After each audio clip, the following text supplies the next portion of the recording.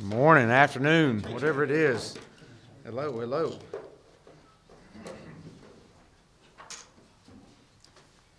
Get everything ready here. Sure we got it all.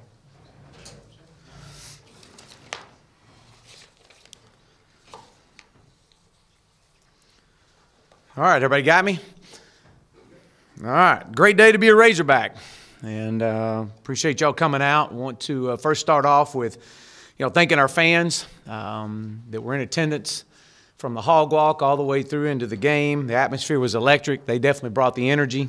They set the expectations high. Walking through the suites before we entered the field, I mean, it was just it was surreal. Very special time, not just for this football team, but this state, this university, and to come out and to go 1-0, to get our first win in this stadium was a special day. After viewing the film, good news is that we got a lot of improving to do. That's the great news, and there was plenty of mistakes to correct. Some of those were I want to credit Coach Dameron and his ball club. They played well. They played as a team that had nothing to lose, to come out here and turn it loose, and they did that, and they did some really good things. And but after watching the video, it's never as good as you think it is, and it's never as bad as you think it is. And I thought our guys played with a lot of energy. I thought they played with and they competed really well, which is in all areas, which is something as a coach you always look for, especially in your first game, is watching your guys compete. A lot of work's gone into it, which is really encouraging when you're able to see the effort that we gave on that field. We won the turnover margin. We were the least penalized team. We had at least 2 more big plays than the opponent, and that's all part of our keys to victory. And from a defensive standpoint, I was very proud of the relentless pursuit to the ball mentality. We talk about it all the time. It's the most turnovers that I've ever had as a head coach, creating 5 turnovers, creating 24 points off those turnovers. Obviously, the sack and the TD sparked us, got us going, which was great to see. If we can continue to play that way, be aggressive and create turnovers from a defensive standpoint, that you're going to win a lot of ball games here. Our players of the game from defense was Scooter Harris. He had 11 tackles, 7 solos, 1 pass breakup, and 1 forced fumble. Dre Greenlaw played just the first quarter, was on track to probably break most of the records if he had to continue to play in one game, but had 10 tackles and 7 solos just in the first quarter. Santos Ramirez was another player of the game. We had 4 on defense, 6 tackles, 1 forced fumble, 1 pass breakup. And then T.J. Smith. I was extremely proud to watch that young man play. 3 tackles and 1.5 tackles for losses. So those were our 4 players of the game. Going back and just watching defensively, obviously we've got to improve. We misaligned too many times, which opened up too many run lanes. We're not, our defense is built to stop the run and create turnovers. And I thought at times that they ran the ball too easy on us. And a lot of that was caused from some of our misalignment. So we got to get aligned and get aligned correctly, get it communicated out on the field to stop the run. But I thought that defense played entirely too many snaps in the first half. They played 46 snaps in the first half compared to offensively we played 37 snaps. Now one of those was obviously a penalty that created an extra set of downs for them. And the other was a defensive score when you're right back out on the field. But 46 snaps is too many, so we gotta correct that. We got to be able to move the football offensively to help that out. From an offensive standpoint, I was proud of the fact that there was no turnovers. We talk about takeaways, no giveaways, and we took the ball away 5 times and did not turn the ball over, and that's always a plus. From a coaching standpoint, you always look at pre-snap penalties, especially in a first game together. There was none of those, and so I thought our communication, getting in and out on the field, and there were no pre-snap penalties. I thought our guys played with good effort, but again, there's some things we got to improve on. But our player of the game was Ty Story. Ty was 12 of 17, 261, 3 TDs, and 1 rushing TD. Ty got in, and it was scripted from the start that he was going to go in on the 4 series, and he went in. The game was still close, and provided a spark. And I've said that from the get-go. It was you know, looking back on Cole Kelly, first of all, I want to commend him being a great teammate. When Ty's time came, and he knew it was the fourth series, and through the time that Ty was on the field, Cole was an incredible teammate. He was encouraging Ty, and was happy for this football team as we were scoring points. Looking at Cole's performance, you know, the situations, the circumstances were different in some areas with Ty and Cole. Cole was 9 of 12. Cole did some really good things, and you know, I'm excited about both of these young men. But we've got to improve from an offensive standpoint, from the run game. You know, there's times that we got these guys had it up, but couldn't get anything to break through. You know, we didn't get much push on double teams from up front. I thought we played too high, and I thought at times we played too soft.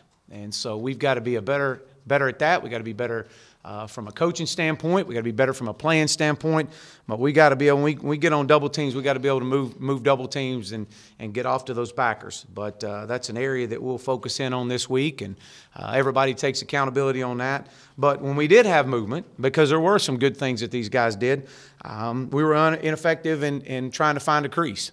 We were either running into the back of an offensive lineman or trying to get the ball outside. And so, and then when we did have that, and there were several times that the quarterback had a misread on it that would have opened up some runs. I know we had a big play for a perimeter run, and our tight end has him had it up on the outside, and we let the guy fight over the top of us and make a play for a 2-yard gain. So it was in all areas. It wasn't just the O-line. There was a lot of areas right there, from a running back standpoint to quarterback on his reads to tight ends, that we just got to do better. And that's part of your first game. I thought that we played behind the sticks too much. Our lack of efficiency on first down was caused us to be in a lot of second and longs. We had 27 first down opportunities, and 13 of those we were in second and long. And so that's something we've got to get better at. We've got to get better at from a coaching standpoint and play calling standpoint. We just got to be better all around. And that's something that you look at and you focus on, and you got to be efficient on first down. So again, part of it, that's part of getting better. That's good. It's one of those opportunities you look at it and you go, good, we get a chance to get back out there and improve. You know, this Saturday we're going to plan to play both of these quarterbacks. They'll both play. Ty will get the first team reps starting tomorrow in practice, and we'll reevaluate things as practice goes. But I think Ty has earned that right to start out tomorrow in practice with some first team reps. And just like we did last week, you know, Ty got first team reps at times last week, but Cole got the majority of them last week. This week, Ty will get the majority of them, and we'll make the decision later in the week how we're gonna run this thing out there. But Ty's earned that right now. Special teams. One of our keys to victory is make a positive difference in the special teams, and I've challenged at least 3 battalions to step up and to set the tone and make a difference. And you know, as you look at it, I thought from our field goal standpoint, Connor Limpert going 3 for 3, but you know, you got George Madden, you got Jack Lindsey. You know, the battery, the snap to hold to kick has been phenomenal, and the protection has been extremely well. We also got Jordan Silver in there too to get some backup snaps. I think he snapped 2 times. So I was very pleased with that, and hit all our extra points. So those are key plays. You know, nobody thinks about them till you miss one of them. But those guys did a great job getting the ball down and snapped and held and kicked. Our kickoff coverage unit, we gave up 20 yards a return. You know, and that's something that's got to get better. But again, interesting to see how people play this. You know, sometimes they fair caught it, sometimes if they choose to bring it out. So the message is you got to cover it every time, regardless if it's a high kick, a high pooch kick, deep kick, whatever it may be. You got to cover it like they're going to bring it out. Our kickoff return unit, we were right around the 26-yard average. You know, we had 3 of them that were really close. I thought that we had a chance to really have 3 big plays in this unit.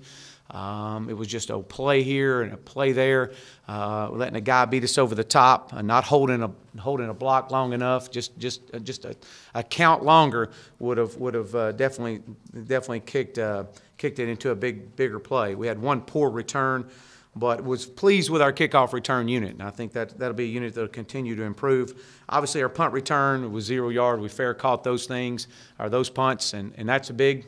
to be able to catch those punts and save field position, but to have Jared back there.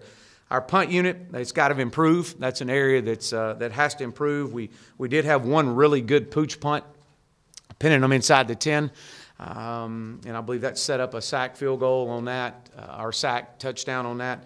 But our open field punting, we had one good one of 45 yards with a really good hang time, but we had two that were not our standard at all. So we've got to keep pressing these guys, and the message moving forward to this is the season starts tomorrow mentality. I can't wait to get back out on the field as we were last night, correcting some of these mistakes, and get back out on the field tomorrow. And we're playing against a football team that's in Colorado State that I can tell you this, we're going to get their absolute best. These guys are, don't let the record fool you. These guys have, they've lost and playing some really good football teams. Colorado is a very sound football team, is explosive offensive football team as I've seen in a while. Coach Bobo is familiar with our conference, being in this conference. He understands what this is about. But this is not a group that we're going to take lightly by no stretch of the imagination. But, we're playing against the 13th best passing attack in the nation. They're averaging 44 yards or 44 attempts a game. It's not by accident. Coach Bobo's coached from phenomenal quarterbacks. And so these guys have two phenomenal wide receivers. Williams, a transfer from Tennessee, and Johnson. Both these guys already have 200-plus receiving yards. And they're very electric. So we'll have our work cut out for us there.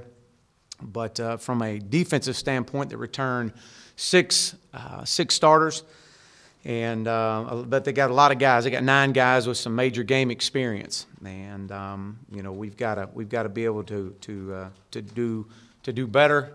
And in the run game, we got to be able to work on the Arkansas Razorbacks, and that's my message to our football team. But we know that this is a football team that we're going into their environment, and their backs against the wall. They're going to be playing hard in front of their home crowd, and especially with an opportunity with us coming in there to see what they can do.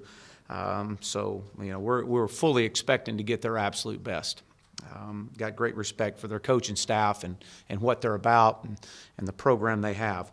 And in special teams, we're playing against the nation's leading punter and one of the top return men, Williams, not only just a wide receiver, but also a return specialist. So we got our work cut out for us, but as I've said, and I'll continue to say, that this is about the Arkansas Razorbacks, and we got to focus on getting better. And every football team that I've been a part of, you always see great improvement from week 1 to week 2. And I would never expect anything different out of this football team than to go out and get our absolute best this Saturday and be the best Arkansas Razorback football team that we can be this Saturday. So with that, I'll open up for questions. Hey, Chad, there's two things I wanted to get to. Playing at altitude, do you have any experience? What's the game plan? You're going to go out there early and work hard out there one day? And part 2, can you update us on Greenlaw and Ramsey, Cheyenne, and the other 2 suspended guys? Yeah, as far as altitude, obviously I've gone out there several times, haven't played out there.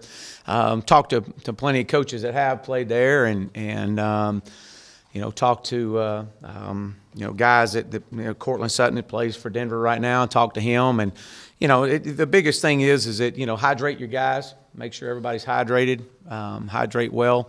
To keep from, have a tendency to dehydrate in the higher altitude, but it's not that much higher. So, we're not really not going to make a big deal out of it outside of the fact that our guys are going to be well hydrated and going out there and worrying about ourselves. We're not going to go out early. We're going to keep the same routine, same schedule.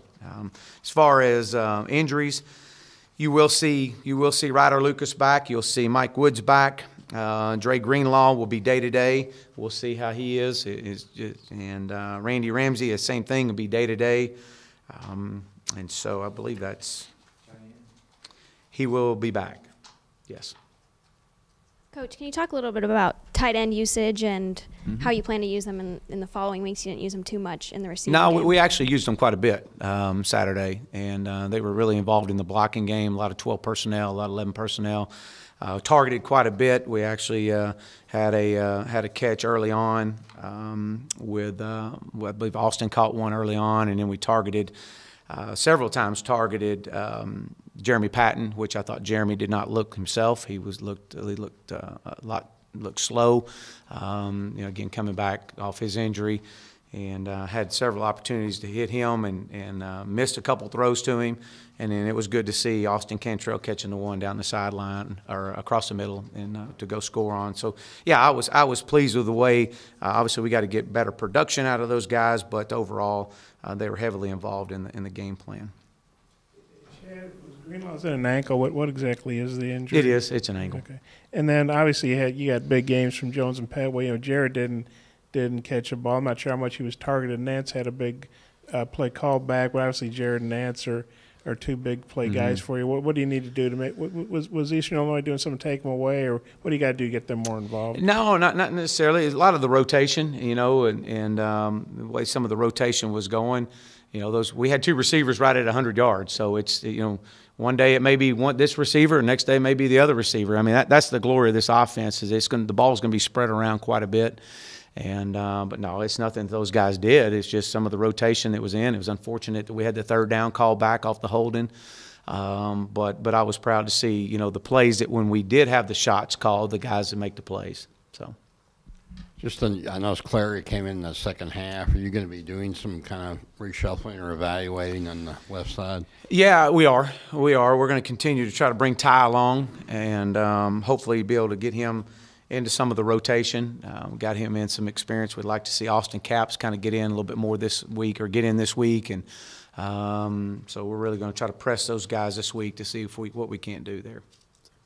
Coach, will you spend extra time on the running game this week, or is it just kind of business as usual? Or? Yeah, it'll be business as usual, but we'll definitely spend the time on the areas that we've got to improve on. Obviously the double teams and. We got to do a better job of that and movement and pad level, and a lot of that is stuff that we'll rep and we'll practice, and it's stuff we've been practicing. It's just until you get out on the first game, there was a lot of uncertainty, a whole lot of uncertainty, and so those I've always said you got to worry about yourself, but when you get out there, there's things that happen and situations, the circumstances dictate how you're going to do things, and you're sitting there at second and long, and now you got a decision to make, and you were ineffective on first down, and so now you're throwing on second long. How are you trying to get back in a manageable distance? But overall, we're going to continue to do what we do and keep pushing these guys.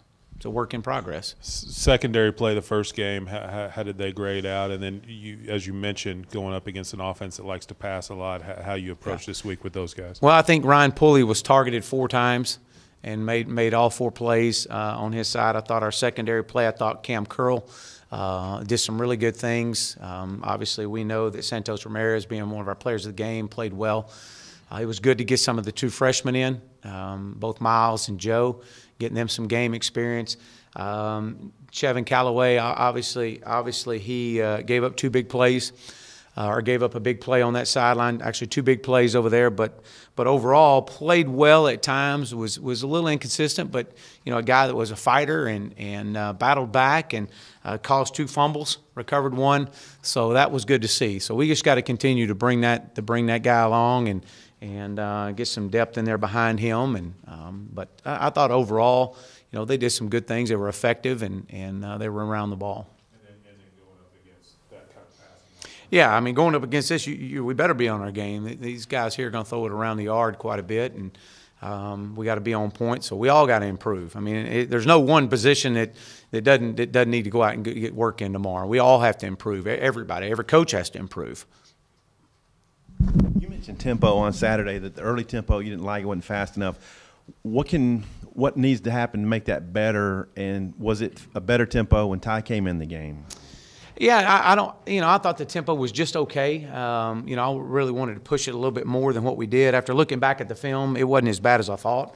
Of course, the second half the score dictated a lot of the slowing down of the tempo, but You know, I thought we could have done some things. I think I think we had 3 and outs. And, you know, I think that you snapped the ball 37 times and in the first half, and I think we had a couple 3 and outs right there. And so any 3 and out costs you at least 3 plays. So that cost you another. You were on track to snap it 40 times. When Ty came in the game, was the tempo any better? I mean, I don't know if it was any better or any worse. I just think that, you know, we had some positive yards on first down. And when you're sitting there at second long, you may not be able to play what you want and as fast as what you're thinking.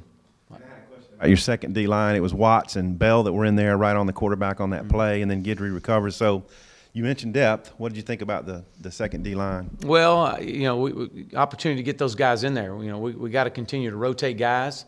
We got to get guys ready, both in the O line and the D line, and to be able to rotate those guys in there to make plays. It was good to see. Good to see those guys getting in there.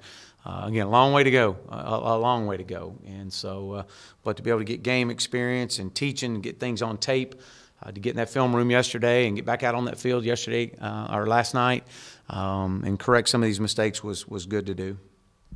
Just assuming that Greenlaw can't play, how do you feel if Bumper Pool starts, and also Jordan Jones's overall game? How did you feel about it? Yeah, I thought Jordan did some really good things. I think, you know, his speed and is dynamic. He's definitely has a chance to take the lid off of it. That was good to see him make some plays out on the edge and catch the deep ball. You know, we'll look at Dre Greenlaw, but I was pleased with watching Bumper Pool. I think he's got a chance to be a really good football player here. Again, a freshman that got misaligned at times, and you know, freshman mistakes. You expect that when you put young kids out there on the field. But, you know, my challenge to this football team is let's don't come back in here next Sunday and have to correct the same mistakes that we just made this past Saturday. If we can do that, we can keep getting better. That's all we can ask. Do you have an updated timeline on when Colton Jackson will be back? And also, has the decision been made to medically redshirt Jalen Merrick? Moving forward with Jalen, that is the decision with Jalen. And as far as Colton coming back, we're looking.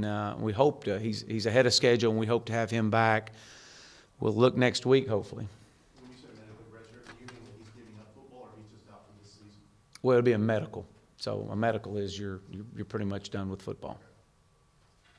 Yeah, Coach, on Saturday in your press conference, I think you mentioned the number of 15-yard plays that you guys hit in the second quarter. So I guess you guys keep track of that. So is there like an ideal number that you want to hit per game? Yeah, I mean, we want to definitely our keys to victory is have at least 2 more big plays than the opponent, and those are plays of 15 or more yards. And you know, we had 0 in the run game, and you know, we want to have at least 4 in the run game. And, you know, 4 plays of 15 or more yards running the football. And so that's an area we got to hit. We'd love to have 5 or more in the pass game. So, I know you're focused on yourself in Colorado State. I don't mean to take you away from that, but did you have a chance to see what the SEC did this weekend and your thoughts on the conference? well, yeah, you know, we saw a chance to see some of the scores. Didn't see many of the games. But you know, the league appears to be, you know, tough again, you know, and so, you know, that's how you got to focus on yourself and keep getting better. And you know, as the time will come, we'll get into conference play and be able to talk about each other at that point. Yeah, this is going to be Colorado State's 3rd game, and they haven't left their state. They played Friday, so they've had an extra day to get prepared for y'all. Is that an advantage? This is going to be their 3rd game, just your 2nd, and you know, they've had an extra day and you have to travel. Yeah, you know, I don't know how much of an advantage that is. You know, I've played Thursday night games, Friday night games, and you know, I think if anything, it probably gives you an advantage as a coaching staff that you kind of get to step back, step away from it, and clear your mind and for a day, and then come back in on Sunday and start game planning. But I think, you know, not leaving their state, and they've had an opportunity to play right there, you know, right around their place, and you know, we've got to travel to be our first, so there's a lot of firsts that we've got to go through, and so that's you know, I think that's something that we got to get on point with that and how we're traveling, and you know, making sure that that we take care of our own business. Any more questions for Coach? Thanks, sir. Thank you. Hold on, Bob. Got one more. All right. You mentioned Mike Bowe. I just wonder if you've ever met him. Do you know him? And he obviously had some health issues, but he's back on the sideline. Just wonder what you think about that. Yeah, I've known Coach for quite some time. You know, we played against him when I was at Clemson and recruited against him, and being in the same area he was, and know him, and met him several times, and you know, consider him a you know, very well respected in this profession, and been following, you know, his health issues, and since he went in the hospital, and you know, wish him the best and his family, and you know, it was good to. I know he was in the press box in the first game and on the sidelines last week, and you know, I know he's excited to be back out there with his team, and I'm sure his team's excited to have him back out there on the sidelines as well. So, all right, thank you.